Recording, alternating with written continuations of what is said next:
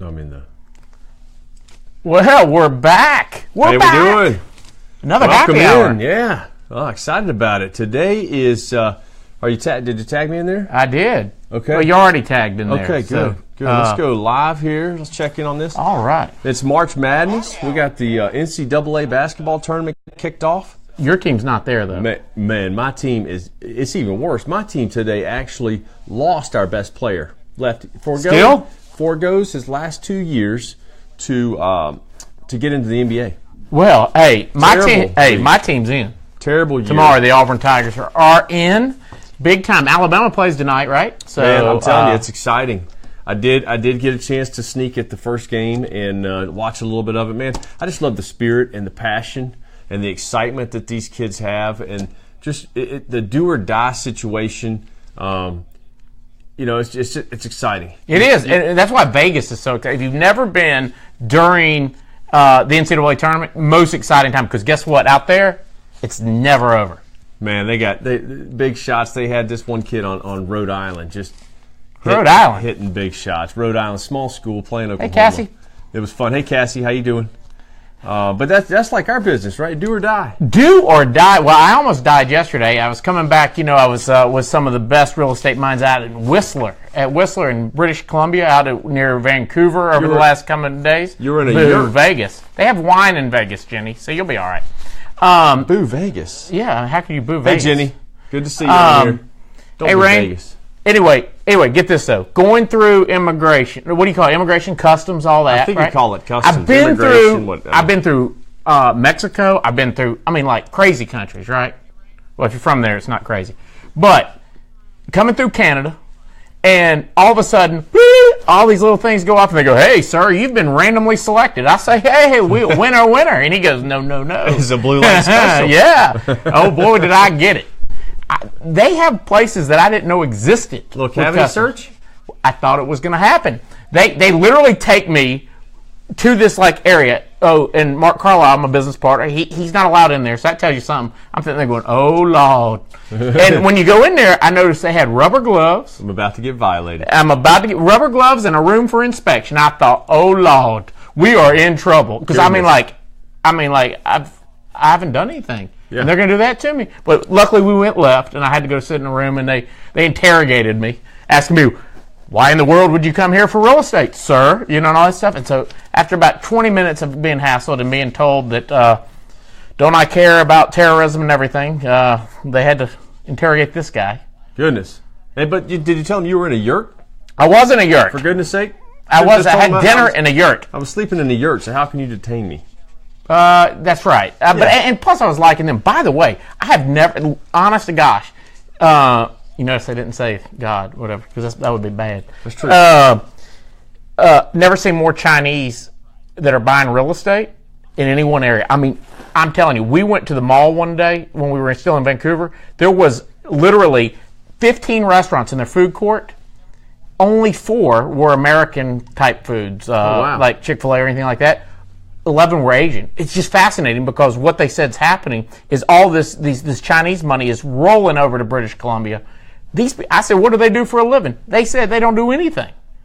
I said, what a life. What, do they just sit on their money and watch it grow? Yeah, well, they send a kid over there. I guess they just have it. It's crazy, but jeez, that was crazy. Well, here's the happy hour. Oh, absolutely. Hey, where's my... Got a land shark. It's a twisty.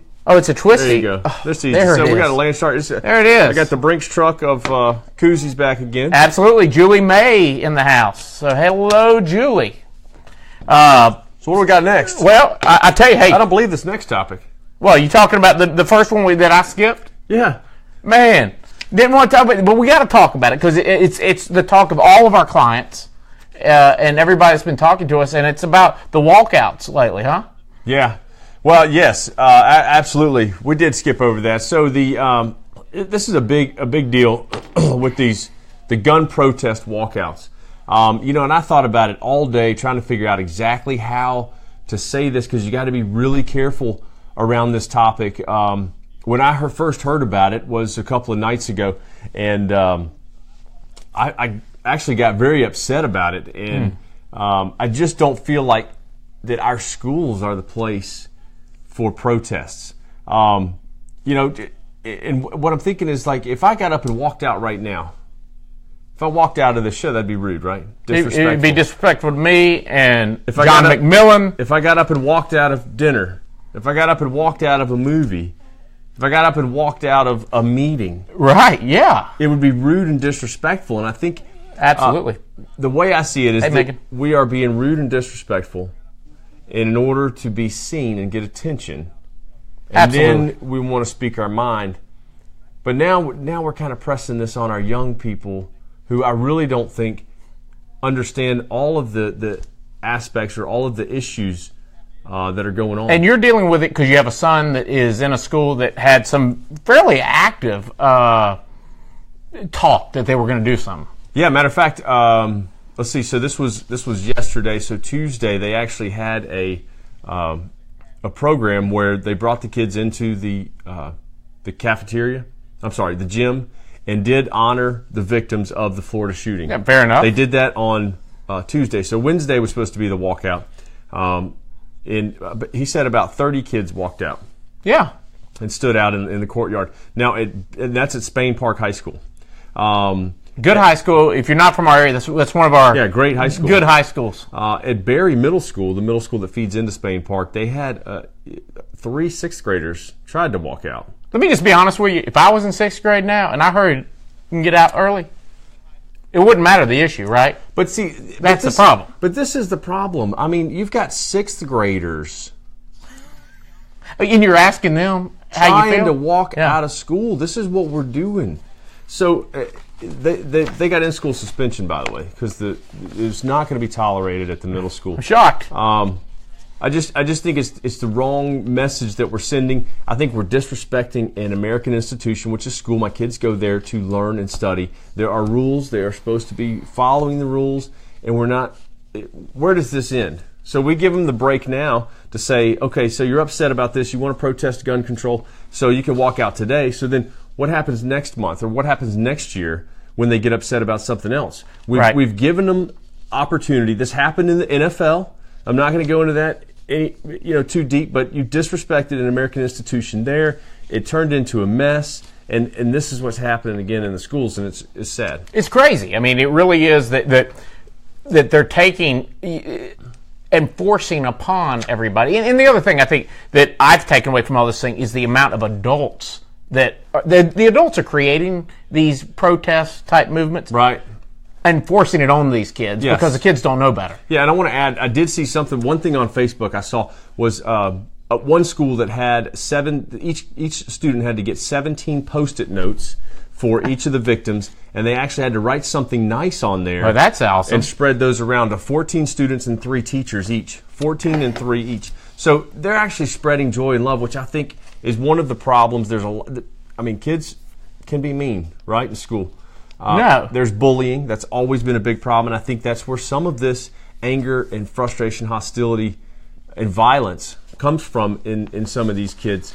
I don't have any answers, but I know that disrupting the school and getting my kid involved in a protest is not going to go over well. No, he'd rather play basketball. Right. And I'd rather talk about real estate. Yes, so moving on. Yeah, moving on. Well, we're going to talk about this. One of the interesting things that came out recently was the savings rates of millennials for retirement, right? And what did you find? Yeah, it's interesting. You know, I looked this up, and I saw it. Hey, Melanie. There was an article on CNBC was that roughly 40% of millennials do not have access to a 401k.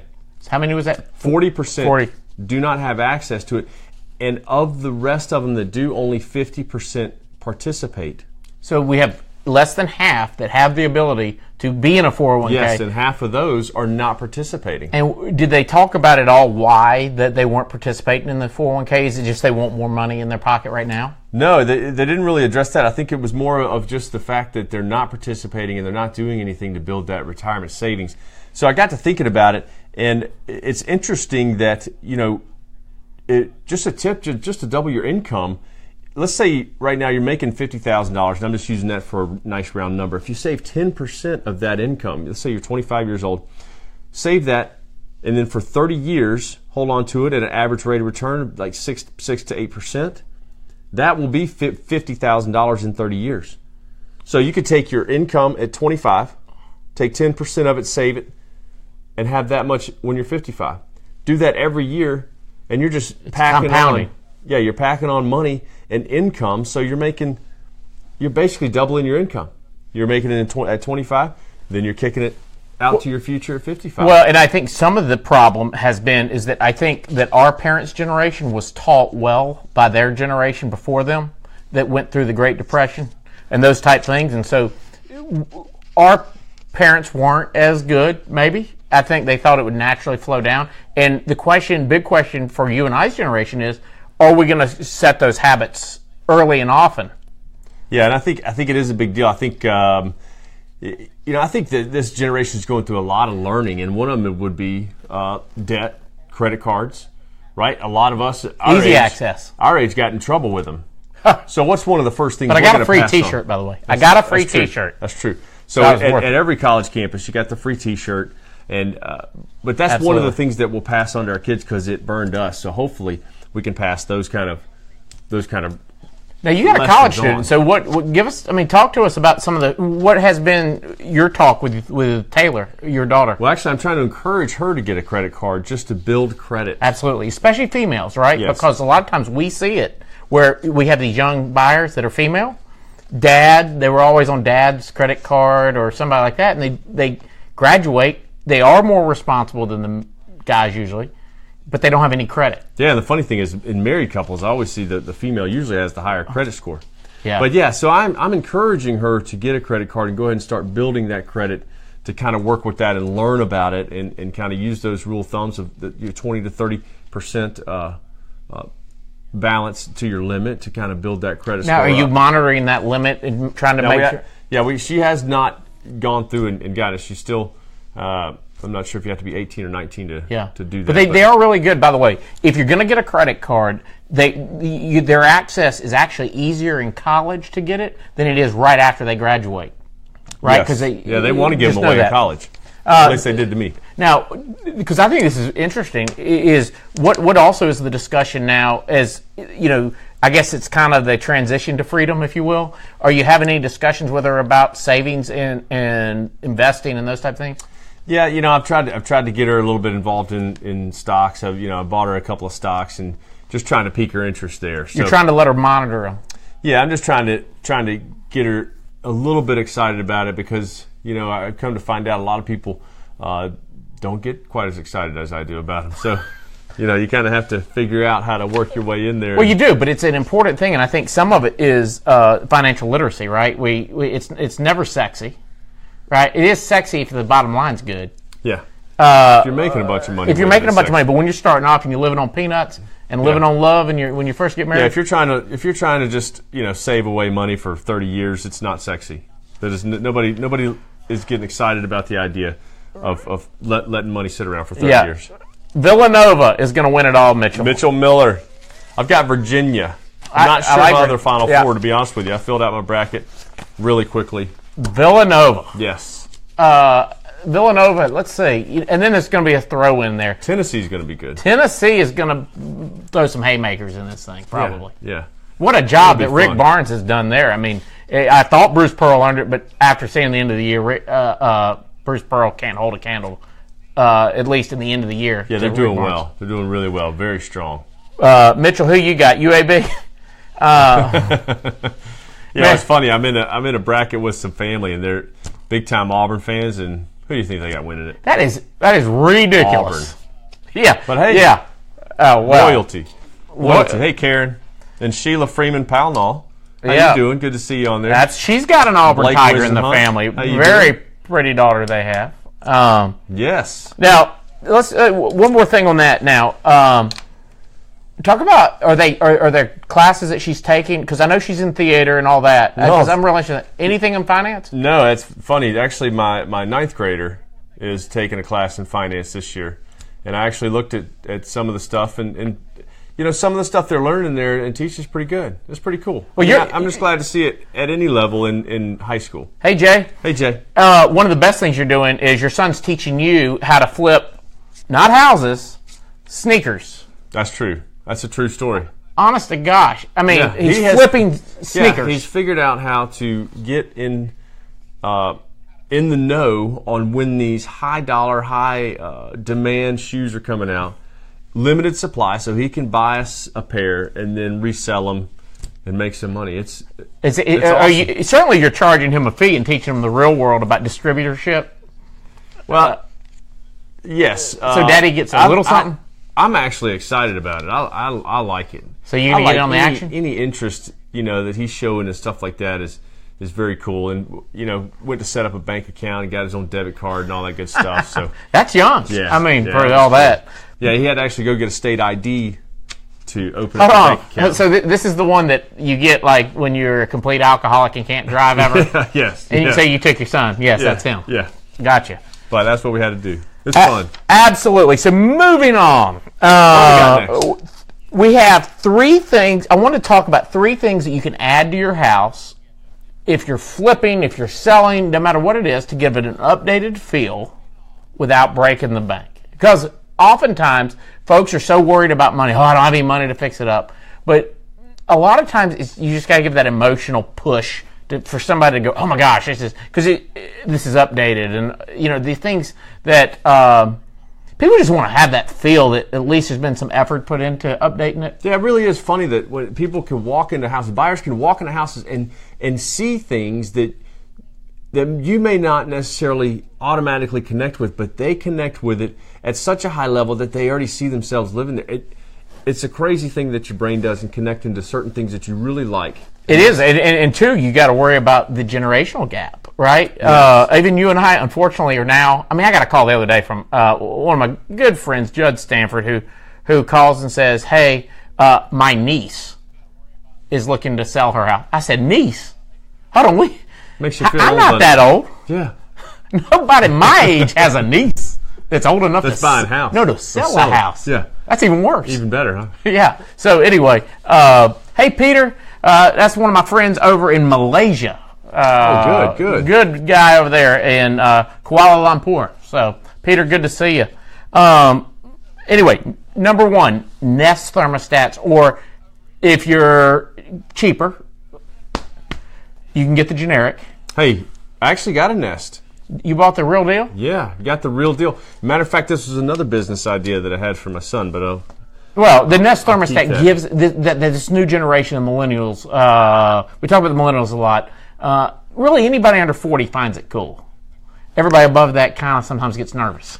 They're not going to be able to control the thermostat. Yeah. Well, one of the things I think I really like about it is the ability to control the temperature at different times of the day when you're gone.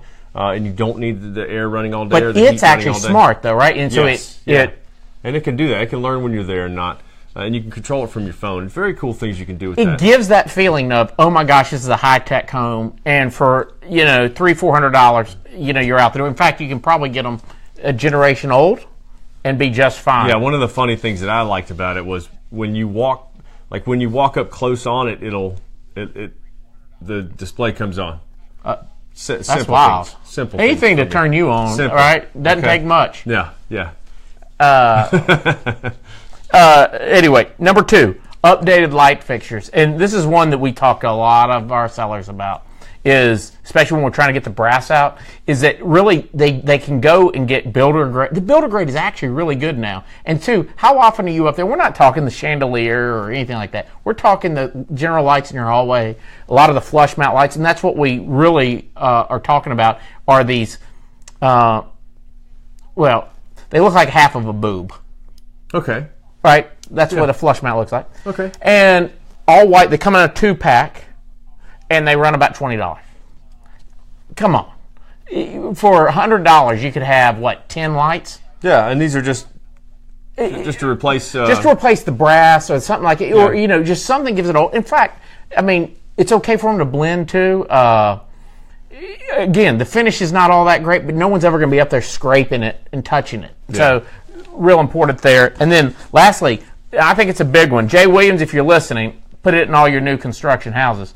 And that is USB plugs with the regular 3-prong grounded that would be plug, good. Yeah. Right? Because there's not one person that's under 60, I would say, that doesn't have a nightly need or a need in the kitchen to be able to plug in. Yeah, we got a ton of stuff now that plugs in and powers off a USB your phones, your iPads, your even things that are educational for the school, because don't they bring their iPads and but even like your wireless speakers. A lot of people have those. Oh, I didn't think about that.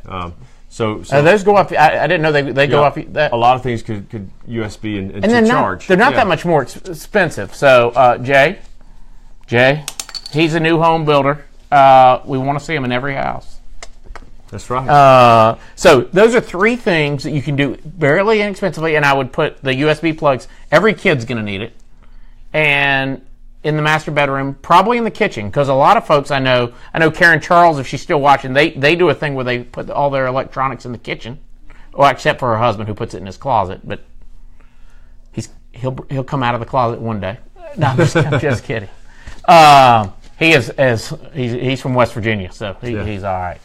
But I think the Nest thermostats are a very cool thing. Anything you can put in the house that you can control from your cell phone is very cool. It's just an added feature, and it does save you money. Those thermostats do save you money by it's throttling, by not using energy as much. It's not fun for kids. Turning on and off.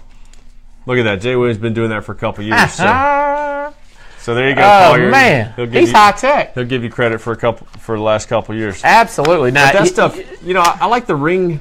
The Ring cameras yes. too. Are you doing the Ring, Jay? Doorbells. That's getting big now that we talked about last week. Amazon buying them. I mean, who doesn't want the UPS man coming into their house? Yeah, exactly. It's the milkman of today. Of course, the milkman. Hey, Todd. Well, that's awesome. Well, man, next up, listen, I love working with first-time homebuyers. By the way, we went through the rundown as we prepped for the show. Yeah. Y'all heard it when I heard it. I didn't know what the heck FTHB was. I just figured, which I guess is first-time homebuyers. Is that first-time homebuyers? Yes. So that's FTHB. Is all brass is bad? It's making a comeback. Is it really, Karen? If brass is making a comeback, I guess my mother will be happy. But I'm excited about it. Karen keeps the pulse because she's Miss Pinterest, and that's true. She likes all that cute stuff. Well, listen, what I did want to bring up, the first-time home buyers. Okay, I really like working with them because they want advice and they want a trusted professional to work with, and they appreciate what you're doing. A lot of people call in and they just want rates and fees. They try to boil this business down to just a rate and a fee, which I can understand that, and it's easy to do, and there are some easy loans that you can do on your own, and maybe you can find an app on your phone to do by yourself. But most loans are going to require some attention and care. Are you talking about Rocket Mortgage and stuff like that? Oh. And the problem with the mortgage business is by the time you realize you're at the wrong place or that somebody is screwed up, it's way too late. Well, let me just say, the mortgage that's on a Rocket, very few people, we've talked about it before, very few people qualify to meet those terms. And they don't tell you till you're down the road with them. And most of the people at some point, I know I saw a stat that they will run into human contact. They will request it because they it's kind of like that automated phone, right? You get tired of the... Well, my favorite thing that we have and I don't mean to digress because I'm really interested in what you're saying, obviously because I'm interrupting you, but I really am. But don't walk out, though. Don't walk out. But these chat bots that are on thing, I get a kick out of how many times on ours, we use actually live people. How many times on our transcripts we see that starts with, "Are you real? Are you a robot?" And so they'll start asking crazy questions like, "Who's the president of the United States?" and all that. It's amazing because the artificial intelligence, the AI, on these things they're smarter than some people. Oh, that's easy. Yes. I saw some posts on Facebook that. Anyway, we digress. But anyway, so there's just some questions that first-time homebuyers. I was talking to some this week, and they had a lot of questions for me, and I was like, man, you guys are really quizzing me. I appreciate it. This is great.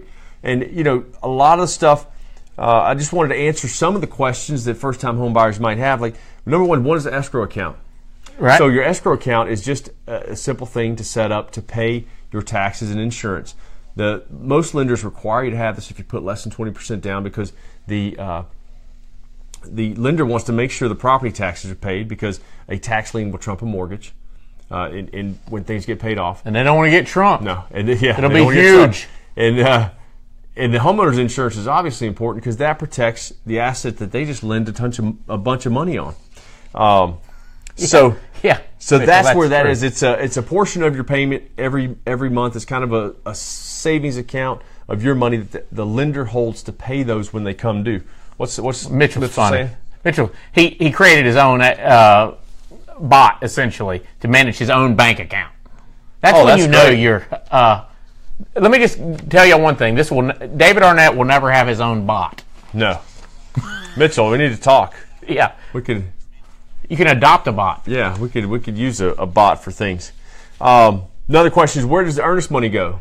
So typically, you're right. What is it, at 1% usually? Well, here's the problem with earnest money in Alabama is that it's governed under separate law from real estate law. And it's tied in there, but it's not under any. It's not directly within the real estate code. Because of that, it's so hard for a seller to collect on it. We've generally been writing $500, $1,000 because what happens is we see people when they do sue, they're suing each other, and if it's low enough, neither one of them are going to play around. And I just don't think it's worth it. Yeah, so it's $500 to $1,000 standard. It might be a little bit more. I've seen some of these agents are more. I've seen $5,000, but that will get credited back at closing to the cash you're required to bring to closing. So it's coming right back to you. It's just kind of a good faith that you just send with the contract. What costs up front? Typically, you're looking at a home inspection is really the only cost that you're looking at out of pocket up front before we get the process started. Most of the other fees, the appraisal, all the lender fees, attorney title, things like that, are all handled at closing and paid for there. So the home inspection is usually, what, $350, $400? Yeah, getting a little more expensive. Where you been? $450? Hey, $400. No, they're really $350. They're inching up, but okay, yeah, everything's inching up. Inflation. Right? Can I put less than 20% down? Of course, there are definitely options for less than 20% down. We have conventional loans at 3 to 5% down, FHA at 3.5% down, a couple of loans at 0% down. I don't like the 0% loans. I think it sets you off on the wrong course. So there's definitely options at less than 20% though. It was go, will my loan be sold? Now this is a confusing thing. Now, when we sell the loans, we're only selling the servicing rights. So that's just who you make your payment to. They take the payment, they divvy it up between principal and interest. They pay the taxes and insurance. They manage it and harass you if you don't make the payment. Things like that. The terms of your loan do not change, even if your loan is sold or the transfer or the now, servicing rights. Let me ask you this. One of the things that I read one time was that roughly there are about 10, other than these smaller banks that may hold what we call portfolio of the loan, generally speaking, on these federal loans, there's about 10 banks in the entire country that actually hold these notes. Right? Would that be about right? Yeah. So the chances of you getting it sold, the servicing rights, if you will, is very high. Yeah, and I know leading up to the meltdown, when a lot of things were going on in the mortgage industry, loans were sold 3 and 4 times a year, and people would constantly get notices, and my loan's been transferred here, my loan's been transferred here, here's where you make the payment, do this, do that. And so people were getting a little concerned, a little frustrated with that. That doesn't happen as much anymore, but a lot of loans do get sold that get originated. Well, and usually the lender will be able to tell you. Funny story, I remember calling you. You did my loan back in 2011, and it got sold to a. Now, first of all, I have bank accounts at BB&T. I knew that, but I never knew its real name. And I called David and said, "You have sold my loan to something called Branch Banking and Trust Company. Who would call themselves Branch Banking?" And where in the world are they located? BB&T. Yeah. I never bothered. I just thought it was BB&T. See? But anyway, what a crazy name, huh? Simple things, right? Yeah, simple things. Back to simple things. But really, you can. The other thing I'll say is that, you get to a certain part of the year and you need to have some questions about the mortgage, even though it's shipped off to BB&T. Call the mortgage originator and ask them the questions, because sometimes they can either answer the question or be a good go-between. Yeah, usually I can help you figure out the answer. Either quicker than you can. Get the answer or help you figure it out. Yeah. And I'm usually a lot easier to reach than, calling the number on your mortgage statement. So definitely I tell a lot of people that even if your loan is sold, you can still refer back to me and contact me to get answers. Absolutely. I mean, don't go outside. It's too confusing. And quite frankly, you're going to get somebody in a call center who doesn't know anything. Right. because it's not in the script. Yeah. Right? And sometimes, actually, I've seen misinformation being given. Yeah. Right? Oh, well, no, we paid your taxes already. It's October 2nd. Well, chances are not good they have paid your taxes. Chances are good they're going to be paid in December. Yeah, and the biggest concern that these people had was, are there any changes to my loan if it's sold? And no. The interest rate, the term, the payoff, all that stuff is the same. Typically, the only thing that's going to change in your mortgage payment is going to be the tax and insurance. If you have a lot of claims against your homeowner's insurance, then that has nothing to do with you. Right. And then, that's all the insurance company. And your property taxes could go up as well. So those items that make up your mortgage payment could Super change. fan Josh from Mobile, there Super we go. Lawyer, has made it. Now we can start. All right, good. So, we're starting. Josh, over. you're late. If you're in Mobile, go to him if you get arrested. And the last question I had was do the Fed moves affect my rate? So no, after we lock your rate in, we lock that in when we have a contract, property address, a borrower obviously, and a closing date. Once we lock that in, close your loan, your rate's it's the 30-year fixed. We don't do a whole lot of adjustable rate mortgages right now. That would be different on an adjustable rate mortgage, but a 30-year fixed is going he can handle the bad stuff. To be the same. So yeah, if you've done anything bad, call him. We got Corey Smitherman and Rachel Kelly in here too. So hey, one thing I was going to ask. Next? Well, hold on. I don't want to move on from that okay. yet. Talk about the dilemma that we're seeing a lot of folks in of how much they put down, because there are kinds that we talk about where, let's say they can't put 20% down. You generally tell everybody put 5 in, save the difference, and pay down the note maybe if you want to a little bit faster.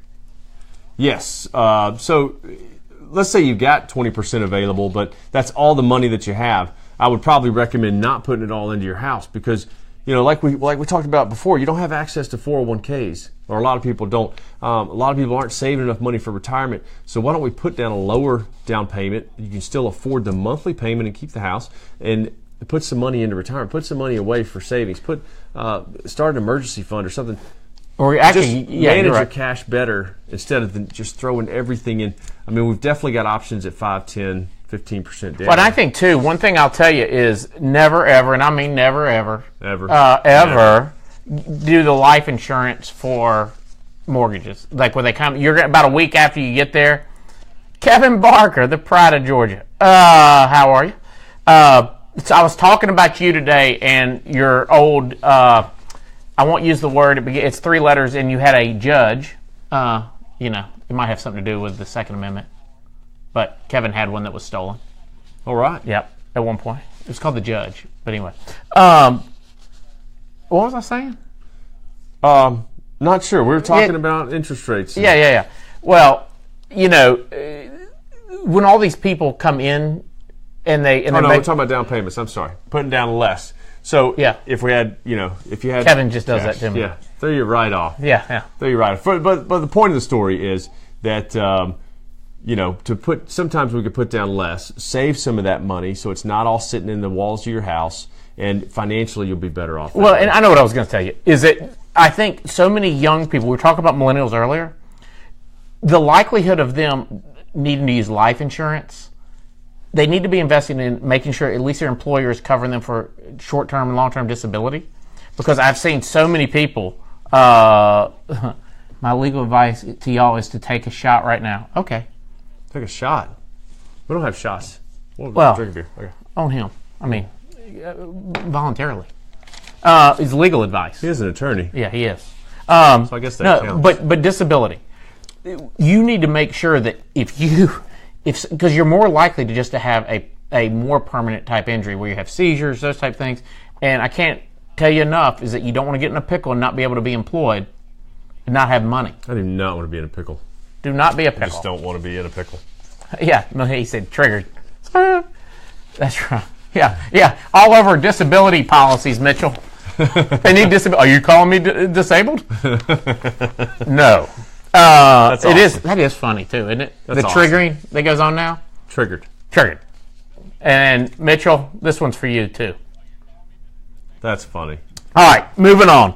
We're going to talk about Alabama is the only state in the union that would probably, I could probably say, collects its property taxes for the county and state in arrears, meaning going back, while the municipalities collect in advance, which causes a ton of confusion for home buyers in Alabama. Yes.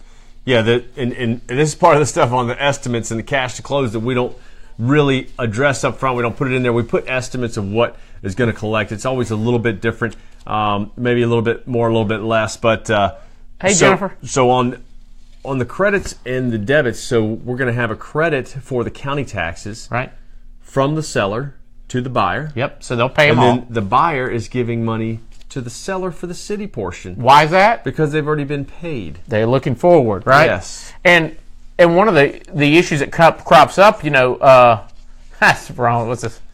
Well, yeah. Long live stream. I could work on it though. He's talking about chin fat. I could work on it maybe. That's Smitherman for you. No, but anyway, talking about the taxes and the city taxes and all that, when you're paying those in advance, folks get confused because now they're saying, well, I have to pay them all. Well, that person's already paid the city portion, right? But now you got to make sure that they all get paid in the fall, and you will not be held liable for any of the. If you're the seller and you give that credit, you go, oh my gosh, my name's still on the tax roll. Don't worry, you have that settlement statement that will cover you completely when they come due. And then if they're non-homestead, then there's a whole nother ball of wax that we got to deal with. That's exciting, isn't it? Absolutely, and forgetting, that's right. Forgetfulness. I mean, I've had people in tears before going, because they are not very nice about it when you try to go back and do it. Right. Now, one thing I was going to ask you, that I see all the time is when I see my clients comparing mortgage loan officers, giving them good faith estimates, and one of the biggest culprits is tax and insurance, like these property taxes. You got to make sure the same number for taxes and insurance is used when you're comparing the quote you're getting from your loan officers, correct? Yeah, it's an important deal. If you're only looking at monthly payment, then which most people are. Let's just be real. A lot of people are just looking at monthly payment and interest rate. I can make your monthly payment look less if my insurance and my property taxes estimate is much lower than the next guy. So that's something to just pay attention to and watch. Make sure those numbers are the same, compare apples to apples. And one thing to remember, too, is not all municipalities are collecting tax either, right? I mean, not every city collects And they're just different rates. Yeah. Different rates, and, we don't do a lot of marketing directly to our stuff, but if you ever go to our website, megagents.com, there's an area on there about Alabama property tax explained that I wrote the content, or I got it from sources, from state sources. So, I mean, obviously, there's only so many ways you can write the law. Right. But the other thing is, too, we find a lot of, let's talk about one situation that does come up often. A lot of these younger folks are buying houses owned by old people that were exempt on taxes. So what does the bank do when the person's exempt? Do they not have to have taxes escrowed? Yeah, typically we can. It sometimes depending on the time of year, but we'll probably get an estimate of what the taxes will be and collect those. Go ahead and collect them. Yeah. What happens with the excess that may be there? Well, we'll collect them in their monthly payment. Obviously, there won't be anything due at closing, but we'll collect them in the monthly payment. So you'll move it forward. So when it comes due, they're paying it every month, and we'll collect it in the escrow account. So when it comes due, we'll have the money there to pay it. Well, another one we see is disabled and blind. If you're blind, disabled, there's some things there. So if you got family members that are on, it generally has to be a permanent disability, obviously. To end up applying for that exemption, they don't want somebody with a broken hangnail. That doesn't make sense. With a hangnail.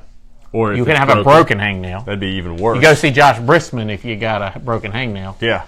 He'll somehow figure a way to get you some money. Something went wrong there. We're just waiting for the billboards, Josh. We need billboards here to work with Shannara. That's right. I mean, and Slocum, right? Anyway, and that's where they, are talking about, just finish up on taxes. That in Alabama, a lot of our school money goes to. So you're going to find in your municipalities that have good schools, they tend to be the ones that also have taxes. Yeah. Taxes. Serious. Listen, he said serious injuries on. We want everybody to enjoy this weekend and take care of your brackets. I know there's going to be a lot of heartbreak and a lot of discontent, but Yeah. It is March Madness, and Alabama that's could. exciting. Hey, I'm an Auburn guy, but Alabama could be another one. If what's his name? What's it? Colin Sexton. Sexton Collins. I mean, that guy gets hot. Yeah. He can throw 40 in the bucket quick. Yeah. It'll be a fun weekend. Hope everybody enjoys it. There's Ralph Parker from the old KW days. Hope he's doing well. Yes. Ralph's a good guy. Anyway, well, hope everybody. Brisman. Huh? I don't know how to translate that.